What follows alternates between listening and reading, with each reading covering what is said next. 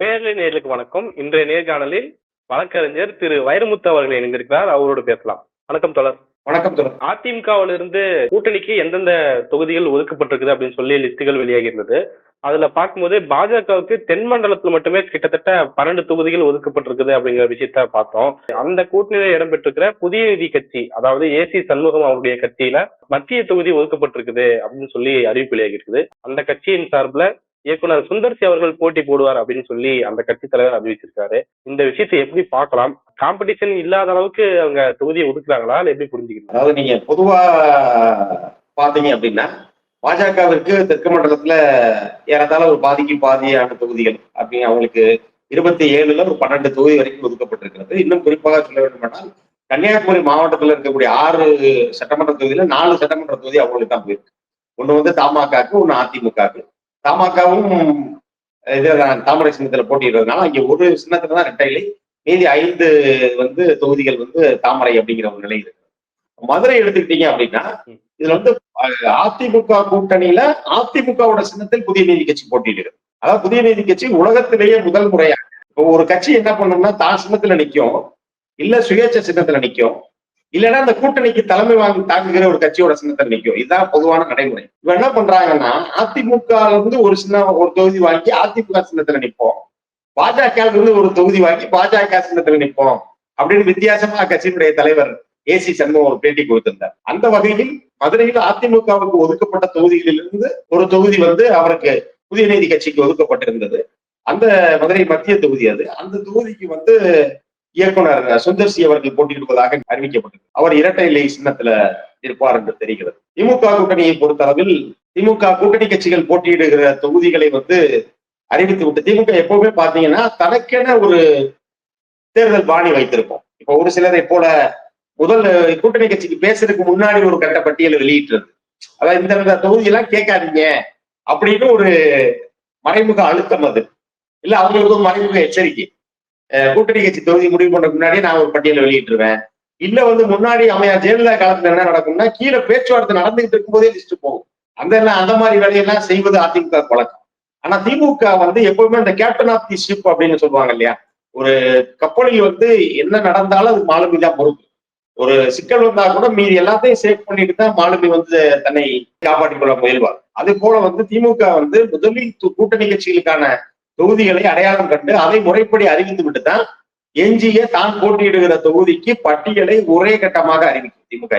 வேட்பாளராக ஏற்கனவே 2 முறை அங்கே வென்றிருக்கக்கூடிய தமிழ்நாடு தகவல் தொழில்நுட்பம் மற்றும் டிஜிட்டல் சேவைகள் துறை அமைச்சர் பழனிவேல் தியாகராஜன் அவர்கள் தான் இப்போ இருக்கிறார். அப்போ அந்த இடத்துல வந்து அவரை எதிர்த்து சுந்தர்சி அவர்களை நிறுத்தலாம் அப்படிங்கிற ஒரு திட்டத்தோடு தான் இப்ப சுந்தர்சி அவர்கள் இந்த இடத்துக்கு வந்து அறிவிக்கப்பட்டிருக்கிறார். ஆனா இதை நீங்க எப்படி பார்க்கலாம் அப்படின்னு பாத்தீங்கன்னா, நீங்க இப்போ களத்துக்குள் போவதற்கு முன்னாடியே அதிமுக தோல்வியை ஒப்புக்கொண்டு விட்டதுன்னு தான் நம்ம எடுத்துக்க முடியும். இந்த மதுரை மத்திய தொகுதி மட்டுமல்ல, முக்கியமான அமைச்சர்கள் பலருடைய தொகுதியில் அதிமுக நேரடியாக மோதலாம். தமாகவிற்கு அவர்கள் கொடுத்திருக்கக்கூடிய 5 இடங்களில் 3 இடங்கள் அமைச்சர் தொகுதி. ராணிப்பேட்டை காந்தி, ஒட்டன் சத்திரத்துல சக்கரபாணி, அதே போல வந்து ஈரோடு மேற்கிலே முத்துசாமி, இப்படிப்பட்ட இடங்களை எல்லாம் தான் அவங்க கூட்டணி கொடுக்குறாங்க.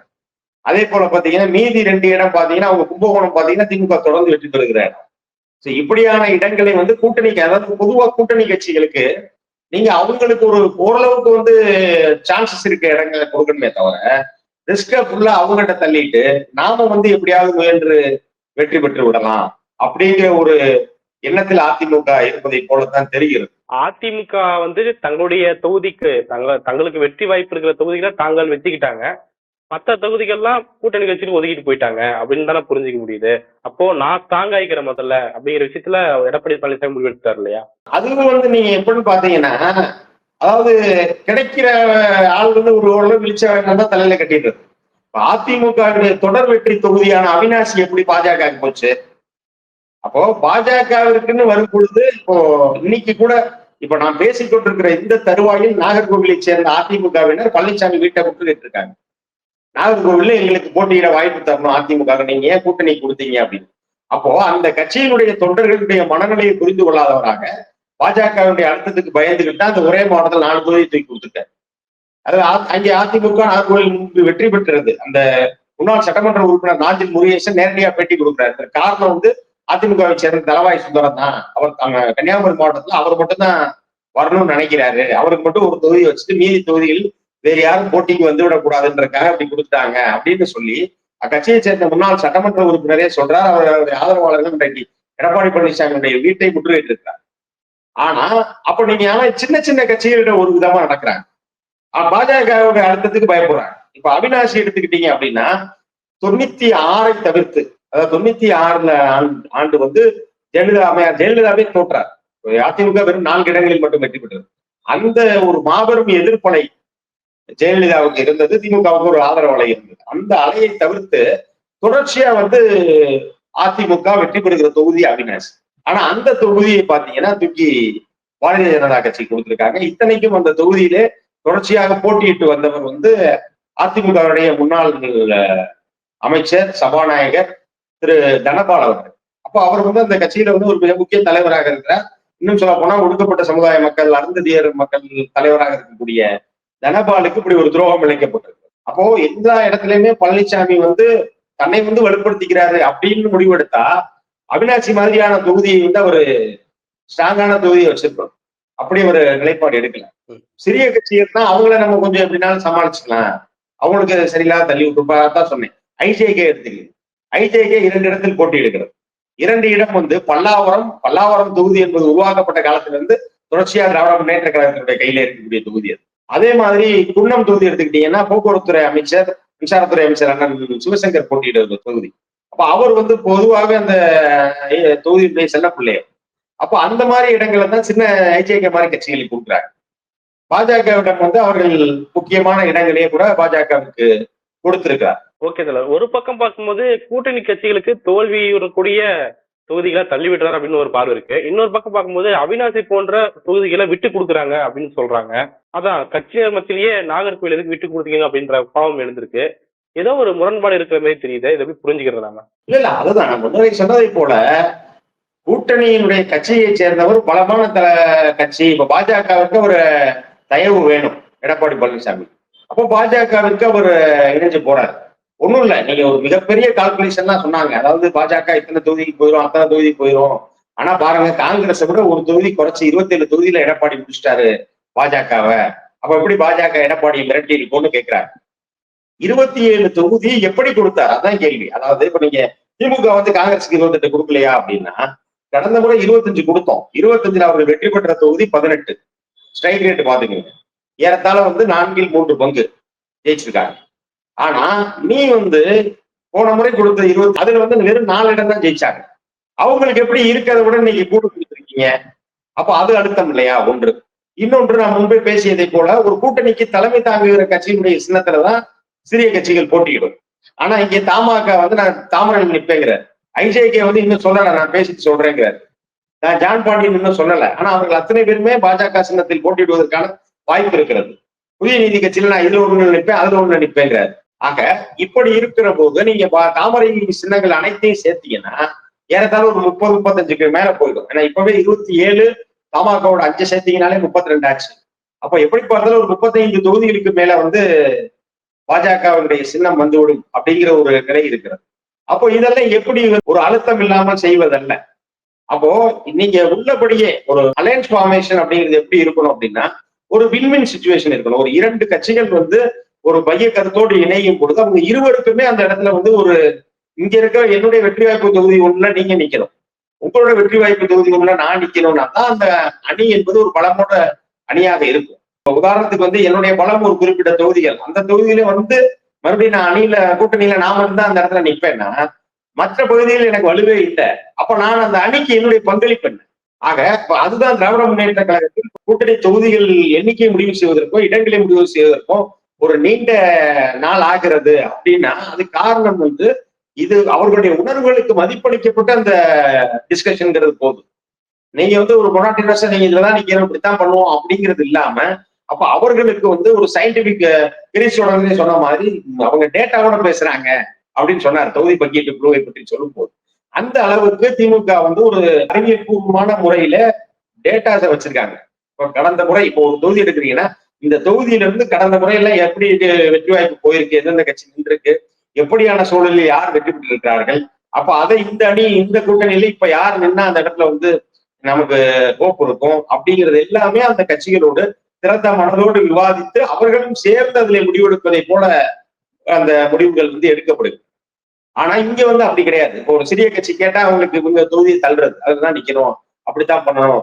ஏன் புரட்சி பாரதம் பூவை ஜெகன்மூர்த்தி என்ன பேட்டி கொடுத்தார், எங்களை கொண்டு போய் கேவி குப்பத்துல நிக்க சொல்றாங்க அப்படின்னாரு அவர். இப்படி சம்பந்தம் இல்லாமல் யாரோ இப்ப சமாளிப்பதற்காக ஜான் பாண்டியன் என்ன சொன்னார்னா, நாங்க பொது தொகுதி நானா தான் கேட்டேங்கிறார். உள்ளபடியே அவர் கேட்டது ஸ்ரீவில்லிபுத்தூர், அவர் கொடுத்தது பக்கத்து தொகுதியான ராஜபாளையம். அதை சமாளிக்கிறதுக்காக வெளியில வந்து அவர் என்ன சொன்னாருன்னா, நாங்க பட்டியல் வெளியேற்றம் பேசுனதுனால நாங்க தான் விரும்பி பொது தொகுதி கேட்டோம் அப்படின்னு சொன்னாரு. ஆனா உண்மையிலேயே ஸ்ரீவில்லிபுத்தூர் தொகுதியில் ஜான் பாண்டியனுடைய மகள் வந்து ஆரம்பகட்ட தேர்தல் வேலையை தொடங்கி விட்டார். ஆக அப்படி இருக்கிற சூழல்ல இவங்க வந்து பாஜக மாதிரி கட்சிக்கு வந்து பணிந்து போவது, மற்ற கூட்டணி கட்சிகளை பெரிய மனப்பாங்கோடு நடத்துவது அப்படிங்கிற நிலையில தான் எடப்பாடி இருக்கிறார். ஒட்டுமொத்தமா மதுரையில பார்க்கும்போது அதிமுக பெரும்பான்மையான இடங்கள்ல போட்டி போடுறாங்க. இந்த மாதிரியான சூழல்கள்ல வெற்றி வாய்ப்புகள் எப்படி இருக்குன்னு பாக்குறீங்க? இல்ல மதுரை மட்டுமல்ல, தமிழ்நாடு முழுக்க திராவிட முன்னேற்ற கழக கூட்டணிக்கு தான் வெற்றி வாய்ப்பு இருக்கு. உதாரணத்துக்கு நீங்க கேட்டதுக்காக நம்ம மதுரையை மட்டும் எடுத்துக்கிட்டோம் அப்படின்னா, உதாரணத்துக்கு மதுரை மத்திய தொகுதி அதிகபட்சமான வாய்ப்பு என்பது தற்போதைய சட்டமன்ற உறுப்பினராக இருக்கக்கூடிய அமைச்சர் பழனிவேல் தியாகராஜன் அவர்களுக்கு தான் இருக்கு. அவருக்கு வந்து இங்க மதுரையில ஒரு மிக நீண்ட நெடிய அரசியல் பின்புலம் வரலாறு இருக்கிறது.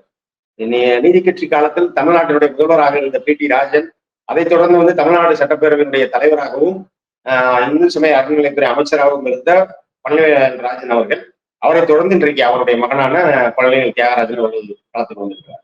அதே போல 2016, 21 என்ற 2 தேர்தல்களிலும் அவர் தொடர்ச்சியாக போட்டியிட்டு வெற்றி பெற்றிருக்கிறார். நான் முன்னரே குறிப்பிட்டது போல அதிமுக களத்துக்கு வராமல் வேறு கூட்டணி கட்சி கொடுக்குறாங்க அப்படின்னாலே முதல் கட்டமாக தோல்வி அதிமுக ஒப்புக்கொண்டு விட்டது அப்படிங்கிறதா அர்த்தம். அப்ப அதனாலதான் அவங்க வர்றாங்க. இதே போன முறையும் இதே மாதிரி கூட்டணி கட்சிக்கு தான் ஒதுக்குனாங்க. பசும்பொன் மக்கள் கழகம்னு ஒரு கட்சிக்கு ஒதுக்குனாங்க. இந்த முறையும் வந்து இவங்களுக்கு கொடுத்துருக்காங்க, புதிய நீதி கட்சி கொடுத்துருக்காங்க. அப்போ இது வந்து எதை காட்டுதுன்னா, அப்ப அவரை வந்து நம்ம சமாளிக்க முடியாது என்கிற ஒரு எண்ணத்திற்கு அதிமுகவே போய்விட்டதாகத்தான் பார்க்க முடியும். ஏன்னா இந்த திராவிட முன்னேற்ற கழகத்திலிருந்து சிறிது காலம் செயல்படாமல் இருந்த முன்னாள் அமைச்சர் அழகிரி அவர்களுடைய ஆதரவாளராக இருந்த முன்னாள் துணை மேயர் மன்னன் போன்றவர்கள் வந்து அதிமுகவில் சேரும்போது என்ன சொன்னாங்கன்னா, மன்னன் தான் மத்திய தொகுதி வேட்பாளராக போறாரு, அவர் வந்துட்டா அவ்வளவுதான், பழனிவேல் தியாகராஜன் எல்லாம் ஜெயிக்க முடியாது, ஒரு பழைய திமுக காட்டுற அந்த இதெல்லாம் காட்டுவாரு, அப்படி இப்படின்லாம் பேசினாங்க. ஆனால் அவர்களுக்கு அந்த நம்பிக்கை இருந்திருந்தால் அதிமுக நேரடியா போட்டிட்டு இருக்கும். அவங்க போட்டிக்கு வராம போய் புதிய நீதி கட்சிக்கு கொடுக்குறாங்க. புதிய நீதி கட்சி விரும்பி இந்த தொகுதியை கேட்டு வாங்கி இருக்குமான்னா இல்ல. ஏன் அப்படின்னா அவர் வந்து பொதுவாக வேலூர் தொகுதியை மையப்படுத்த இயங்குபவர் ஏசி சண்முகம். அப்போ அவர் வந்து தன்னுடைய நாடாளுமன்ற தொகுதிக்கு எங்கே போட்டியிடணுமோ அந்த இடத்துல தனக்கு சாதகமான சட்டமன்ற உறுப்பினர் வேண்டும் என்பதுதான் அந்த கட்சியினுடைய திட்டமாக இருந்திருக்கும்.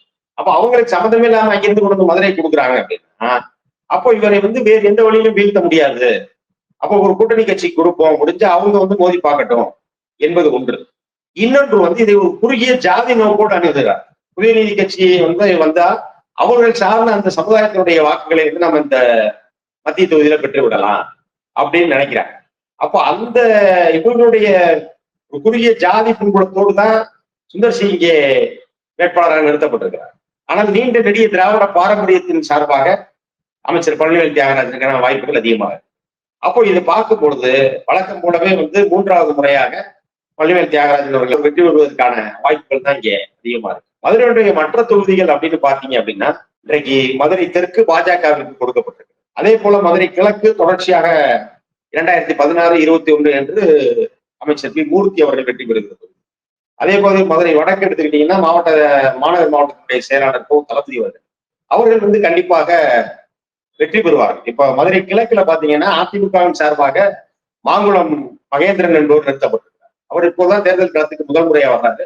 அந்த மாங்குளம் என்ற கிராமத்தினுடைய பஞ்சாயத்து தலைவர் அவருடைய மனைவி, அதான் அவருடைய பின்புலம். அதிமுக வழக்கறிஞர் பிரிவினுடைய மாநில துணை செயலாளர் இருக்கார். ஆனா அவரால் வந்து மூர்த்தி அவர்களோடு மோதுகிற அளவுக்கு வலிமை பெற்றவரா அப்படின்னா இல்ல. அதே போல மதுரை வடக்கு தொகுதியில் வந்து அதிமுகவுடைய வேட்பாளராக கடந்த சட்டமன்ற தேர்தலில் பாஜக வேட்பாளராக போட்டியிட்டு தளபதி அவர்களிடம் தோற்ற டாக்டர் சரவணன் அவர்கள் அறிவிக்கப்பட்டார். இதே டாக்டர் சரவணன் 24 நடந்த மதுரை நாடாளுமன்ற தேர்தலில் 3வது இடம் பிடிச்சவர். அப்ப அவர் எப்படி ஒரு வலிமையான வேட்பாளராக. அதே போல மதுரை மேற்கு சட்டமன்ற தொகுதியில் கடந்த 3 முறையாக தொடர்ச்சியாக வெற்றி பெற்ற முன்னாள் அமைச்சர் செல்லூர் ராஜ் அவர்கள் 4வது முறையாக நிற்கிறார். ஆனால் கடந்த 3 முறை வந்து அவர் தப்பித்தோம் பிடித்தோம்னு தான் வெற்றி பெற்றார். இந்த முறை வந்து ஒரு இந்த தொகுதி கண்டிப்பாக வென்றெடுக்கப்பட வேண்டும் என்பதற்காக ஏறத்தாழ ஒரு 1.25 ஆண்டுகளுக்கு முன்பாக இந்த தொகுதியை எடுத்து மதுரை வடக்கு மாவட்டத்தில், மாநகர் மாவட்டத்தில் இருந்த இந்த தொகுதியை மதுரை வடக்கு மாவட்டத்தில் சேர்த்து நேரடியாக மூர்த்தி அவர்களை கண்காணிப்பிலே இந்த தொகுதியை வைத்திருந்து நீங்கள் கண்டிப்பாக அதை வெற்றி பெற்று தர வேண்டும் என்று தலைமை அவர்களுக்கு சொல்லியிருக்கிறார். எப்படி அமைச்சர் மூர்த்தி அவர்களுக்கு கிழக்கு வந்து அவர் பெற்ற பிள்ளைன்னா மேற்கு வந்து அவர் தத்து பிள்ளை, அந்த மாதிரிதான் நிலவரம். அப்ப அவர் தன்னுடைய கிழக்கு மதுரை கிழக்கு தொகுதி, மதுரை மேற்கு தொகுதி தன்னுடைய இரு கண்களாக நினைத்து பணியாற்றி கொண்டிருக்கிறார் அமைச்சர் மூர்த்தி. அப்ப கண்டிப்பாக இங்கே மேற்கு தொகுதியிலும் இந்த முறை வந்து திமுக வெற்றி பெறுவதற்கான வாய்ப்புகள் தான் இருக்கு. திமுக ஒர்க் பண்றாங்கன்னு சொல்றீங்க தோழர்.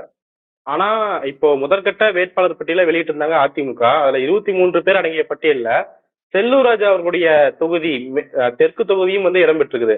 அப்போ இதெல்லாம் எங்களுடைய கோட்டை அப்படிங்கிற நிரூபிக்கிறதுக்காக தான் முதல்கட்ட வேட்பாளராக அவர் வந்து செல்லூர் ராஜையும் அந்த தொகுதியும் அறிவிக்கிறாரு. அப்படி இருக்கும்போது அவங்களும் தானே நல்லா கவனிப்பா ஒர்க் பண்ணிருப்பாங்க. அப்ப டஃப் காம்படிஷன் தானே போகும். அப்படி இல்லைங்க. அதாவது இதோட ஒரு பின்னணி தகவலையும் சேர்த்து நம்ம யோசிச்சோம் அப்படின்னா, ஒரு கட்டத்தில் செல்லூர் ராஜ் நான் மேற்க விட்டு போறேன் அப்படின்ட்டார். அவர் தெற்கல்ல மேற்கு ஆக்சுவலா அவர் தொகுதி. மேற்கை விட்டுட்டு தெற்கு கேட்டார் அவர். ஏன்னா இது மூர்த்தி வந்து இங்க இறங்க தொடங்கிட்டாரு, அதனால் பணியாற்ற முடியாது அப்படின்னு நினைச்சு அவர் தன்னுடைய தொகுதியை இந்த முறை மாற்றி தெற்கு தொகுதியிலிருந்து வெற்றி பெற்று விடலாம். ஏன்னா தெற்கு தொகுதியில பாத்தீங்கன்னா சௌராஷ்டிரா வாக்குகள் அதிகமாக இருக்கிறது. அப்ப அவங்க வந்து பாஜக அவருடைய ஆதரவு மனநிலையில் இருப்பாங்க, அதன் காரணமாக நாம் வந்து வெற்றி பெற்று விடலாம் என்று நினைத்தார். ஆனால் அந்த மாதிரி தெற்கு தொகுதி பாஜக பெற்று விட்டது. அப்ப அவருக்கு என்ன வழி எதுன்னா, அவர் சார்ந்திருக்கக்கூடிய மாநகர் மாவட்டத்துல 4 தொகுதி தான் அவருக்கு. அப்ப மத்தியில போய் அவரால் பிடிஆர்ட்ட மோத முடியாது. வடக்குல திமுகவுடைய மாவட்ட செயலாளர் தளபதி இருக்கிறார், அதை போய் செல்லூர் ராஜ் வாங்கினார்னா அதிமுகவிலேயே அங்கே சிக்கல் தொடங்கி வரும், உட்கட்சி மோதல் இருக்கும்.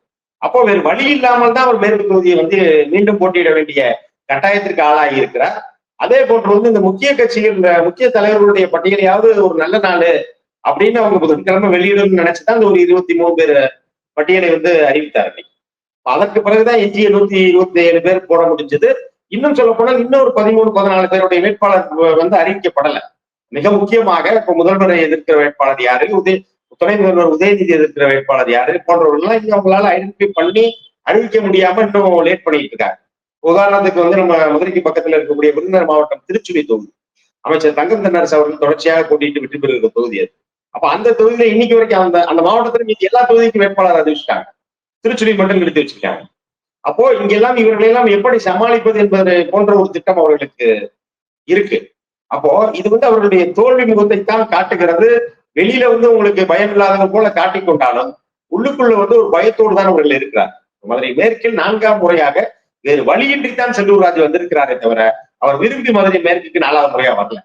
அமைச்சர் மூர்த்தி அவர்கள் கடந்த 1.25 ஆண்டுகளாக செய்த பணிகளை எல்லாம் பார்த்து விட்டு தொகுதி மாறுவதை தான் அவர் நினைச்சார்.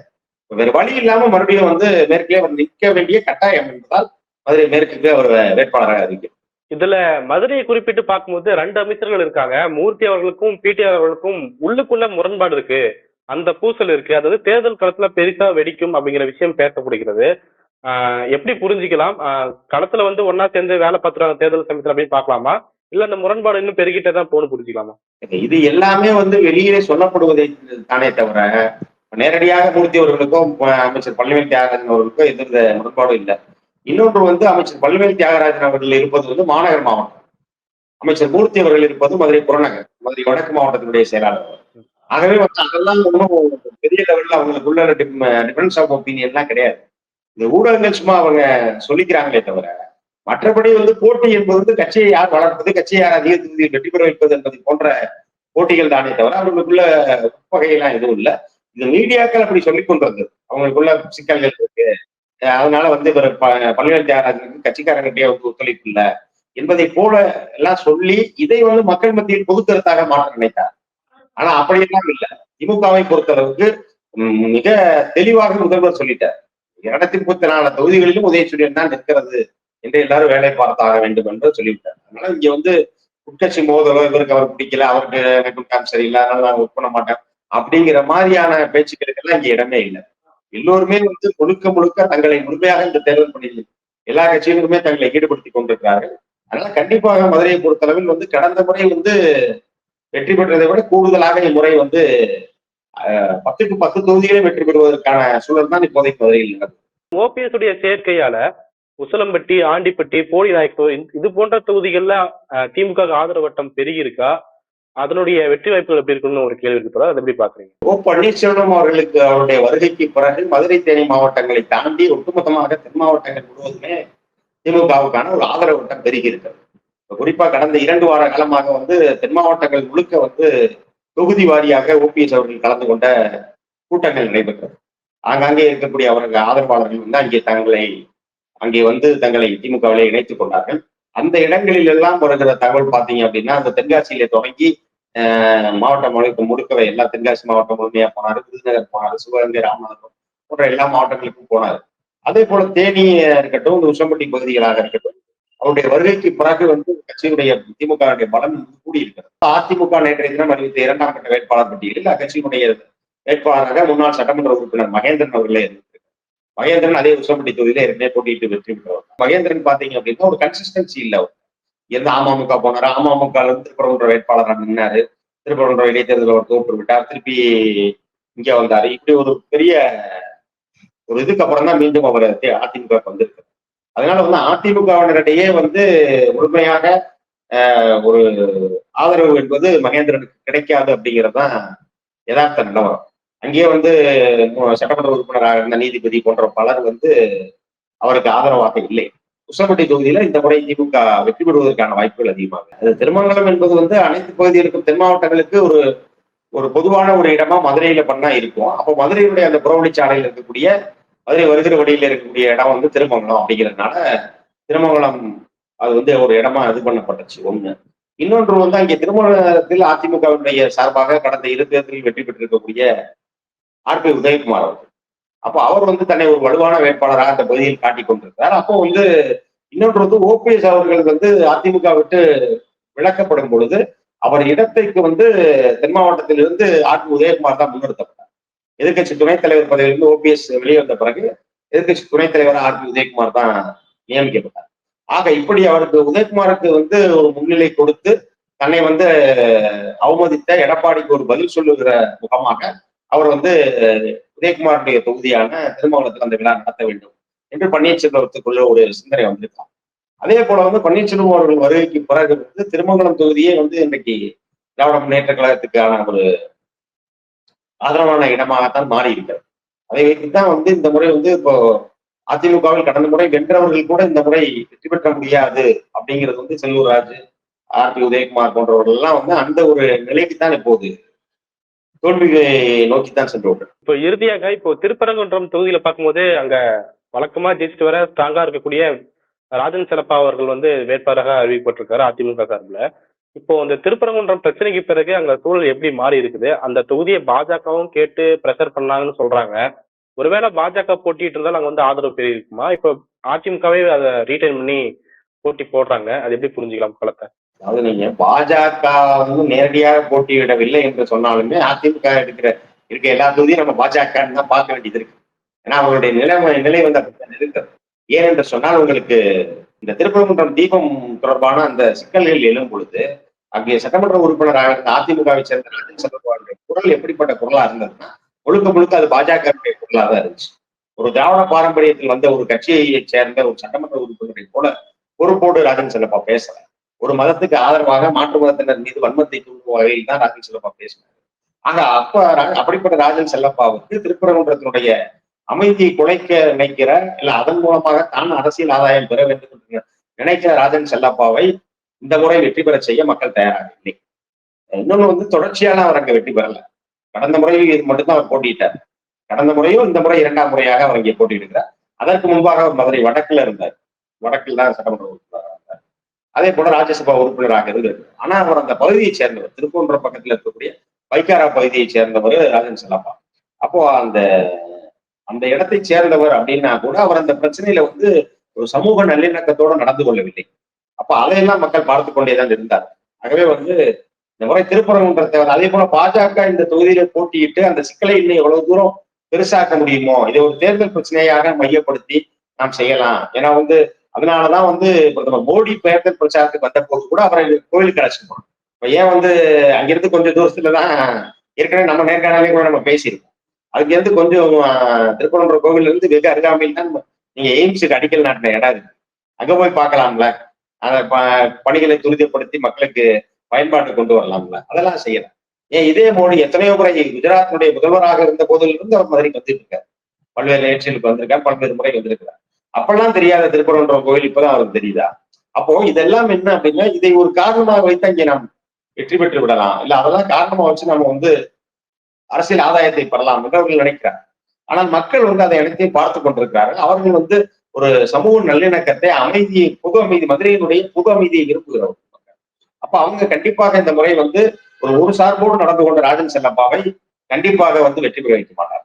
காலச்சூழல் பத்தி பல்வேறு தகவல்களை பகிர்ந்துவிட்டோம். மிக்க நன்றி. வாய்ப்புக்கு நன்றி. வணக்கம்.